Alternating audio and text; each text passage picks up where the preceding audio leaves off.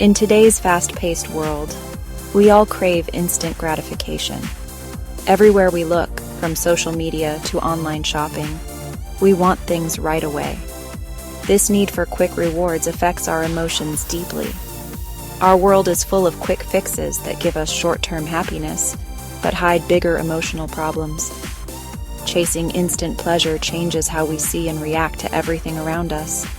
This desire for quick rewards is tied to our brain's chemistry, especially dopamine. Dopamine drives us to seek out these instant rewards.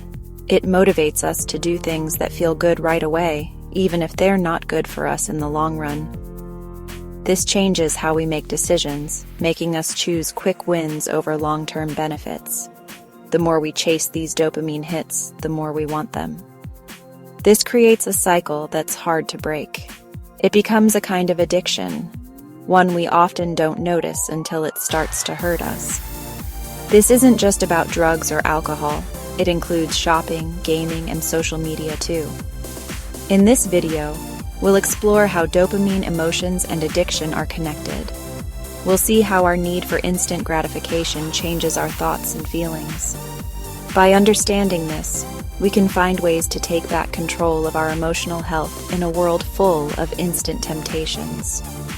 Taking time to think and observe can help us break free from the cycle of instant gratification. By being mindful and reflective, we can make better decisions and improve our emotional well-being. Dopamine is often called the brain's feel-good chemical. It plays a big role in what makes us feel happy and motivated. When we do things that our brain likes, dopamine is released, making us want to do those things again. This helped our ancestors survive by encouraging them to find food, shelter, and friends. But today, the same dopamine system is triggered by modern pleasures. Our brains light up not just for survival tasks, but also for things like shopping, drugs, and social media. These activities give us a quick hit of dopamine, making us feel great and wanting more. In addiction, dopamine's role becomes even more important. Addictive things can flood the brain with dopamine, making us feel an intense pleasure. Over time, the brain makes less dopamine on its own, so we need more of the addictive thing to feel the same. This leads to a cycle where we need more and more to feel good, making us chase after these activities. Understanding dopamine's role in addiction helps us tackle emotional issues. By seeing how dopamine affects us, we can spot patterns that lead to addiction. This knowledge is the first step to creating better treatments and making healthier choices. Dopamine is a chemical in our brain that makes us feel good. It's involved in activities like shopping, using drugs, and hanging out with friends. When we shop, the excitement of buying something can release dopamine even before we pay for it. This can make us feel happier and more in control, which is why some people shop to feel better. Using drugs is a stronger way to mess with our brain's dopamine system. Drugs like cocaine, opioids, and alcohol can cause a big spike in dopamine, making users feel really good. But this can lead to needing more and more to get the same feeling, which can cause addiction. Hanging out with friends also boosts dopamine. Getting likes on social media or having a good conversation can increase dopamine, making us want to do it more.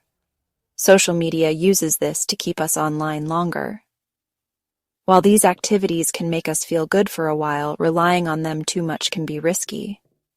Over time, our brain might depend on these things to feel happy, making it harder to feel good naturally. This can lead to emotional problems and a higher chance of addiction. Doing things that give us a quick dopamine hit can be risky. One big worry is that we might get addicted, whether it's to behaviors or substances. Chasing quick pleasure from these activities can make us dependent on them. This happens because our brain gets used to the constant dopamine hits and starts making less dopamine on its own. As a result, we might find it harder to enjoy everyday things. This is called anhedonia, and it means losing interest in things we used to enjoy. Anhedonia is common in people with drug addiction, showing how harmful too much dopamine can be. Chasing dopamine can also make us impulsive and lead to bad decisions. We might choose quick rewards over long-term goals and responsibilities. This impulsiveness can hurt our relationships, finances, and overall well-being. Relying on dopamine hits to feel good can mess with our emotions. This makes it harder to handle our feelings and can lead to anxiety and depression. Understanding these risks is important so we can find ways to protect our emotional and mental health. Section 5. Emotional dysregulation and its role in addiction. Emotional dysregulation is a key factor in understanding addiction and its challenges. It means having trouble managing emotions, leading to strong or inappropriate emotional reactions. This issue often starts and worsens addictive behaviors, creating a tough cycle to break. People with addiction often struggle with emotional control, showing signs of anger, irritability, or depression. The inability to manage emotions can lead people to seek out activities that release dopamine, like drinking or gambling, as a way to feel better. These activities might temporarily ease negative feelings, but eventually make emotional problems worse. The link between emotional issues and addiction is also affected by how the brain reacts to emotions. In people with addiction, studies show less activity in brain areas that help control emotions, like the anterior cingulate cortex and prefrontal cortex.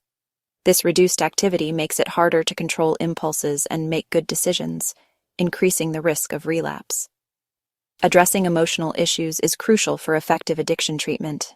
Therapies that focus on improving emotional control, like cognitive behavioral therapy, can help people manage their emotions better.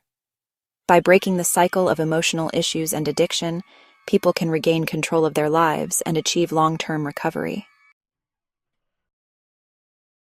Section 6. Neuroscience.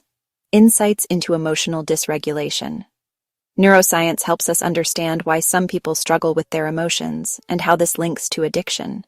Brain scans, like fMRI, show us which parts of the brain are involved in controlling emotions and how they work differently in people with addictions.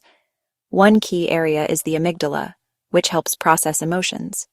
In people with alcohol addiction, the amygdala reacts differently to emotional situations, depending on what the situation is.